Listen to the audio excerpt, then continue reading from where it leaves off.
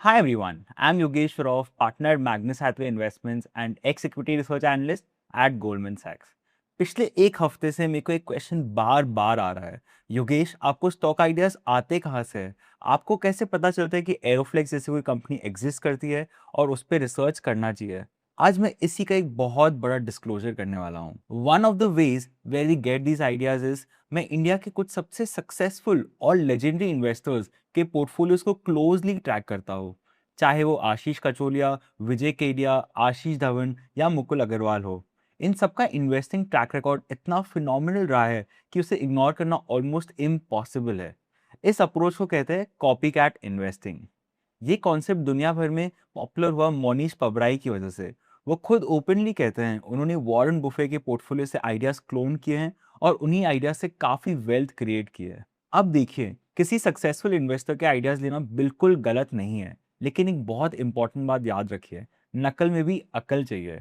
अगर आप सिर्फ देख के वही स्टॉक खरीद लोगे, बिना वैल्यूएशन समझे, बिना इंडस्ट्री का आउटलुक देखे, बिना अपना रिस्क प्रोफाइल समझे, तो ये स्ट्रैटेजी आपको प्रॉफिट नहीं, नुकसान ही देगी। ट्रेंडलाइन या स्क्रीनर जैसे प्लेटफॉर्म्स पर किसी भी इन्वेस्टर का पोर्टफोलियो देखना आज बहुत ईजी है।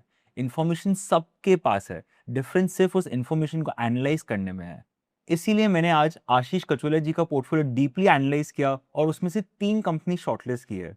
This video is with Ashish Kacholia ji. I am sure you have investors you follow. Let me know which investor portfolios you want us to deep dive into the comment box. Let's see who is the most famous, Mukul Agarwal, Vijay Kedia या कोई और star investors. ये तीनों companies different theme से आती है। First, maritime, which is very closely linked to ship building. Second, oil and gas infrastructure, and lastly, logistics. Before we get into the stock names, you're getting institutional grade insights from somebody who has worked at Goldman Sachs in equity research. That too for free. Why wouldn't you subscribe to this channel? Subscribe now and join our WhatsApp community where we do live sessions every week. We answer all your queries, we share stock and sector analysis, that too for free. This will be paid from the next month, so join now. मेरे हिसाब से ये तीनों sectors एक multi up cycle के शुरुआती phase में है। Now let's get into the stock names. चलिए एक एक करके देखते हैं। सबसे पहली कंपनी है मरीन टाइम सेक्टर से, knowledge marine and engineering works.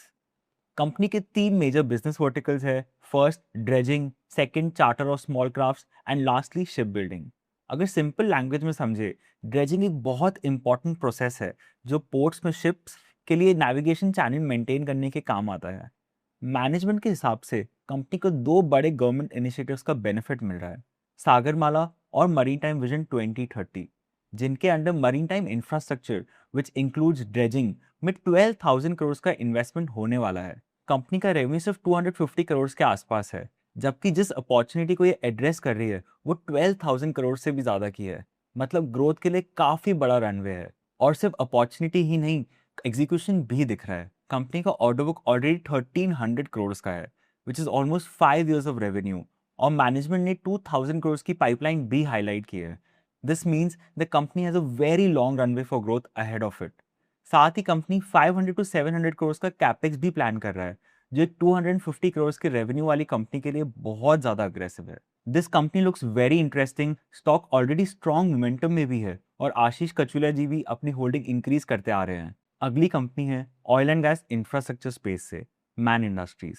Company large diameter steel pipes बनाती है, एलसो और एचसो, जो oil and gas and water pipelines में भी यूज होते हैं।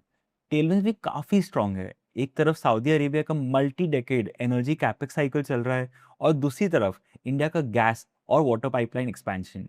पर्सनली मुझे लगता है कि मिडिल ईस्ट का रीबिल्डिंग साइकिल भी पूरी इंडस्ट्री के लिए एक बहुत बड़ी अपॉर्चुनिटी बन सकता है। FY26 में कंपनी ने 3600 करोड़ का रेवेन्यू किया था और आज उसका ऑर्डर बुक 4100 करोड़ का है, जो कंपनी का हाईएस्ट एवर है। मैनेजमेंट ने FY27 के लिए 5000 करोड़ का रेवेन्यू गाइडेंस दिया है, जो 40+% ग्रोथ इंप्लाई करता है। सबसे इंटरेस्टिंग मूव था कंपनी का सऊदी अरेबिया की नेशनल पाइप कंपनी को 1000 करोड़ में एक्वायर करना, वो भी सिर्फ 1.5x ईवी इबिटा वैल्यूएशन पर। इस एक्विजिशन के साथ कंपनी को अरामको जैसी मार्की क्लाइंट्स का एक्सेस भी मिल गया है।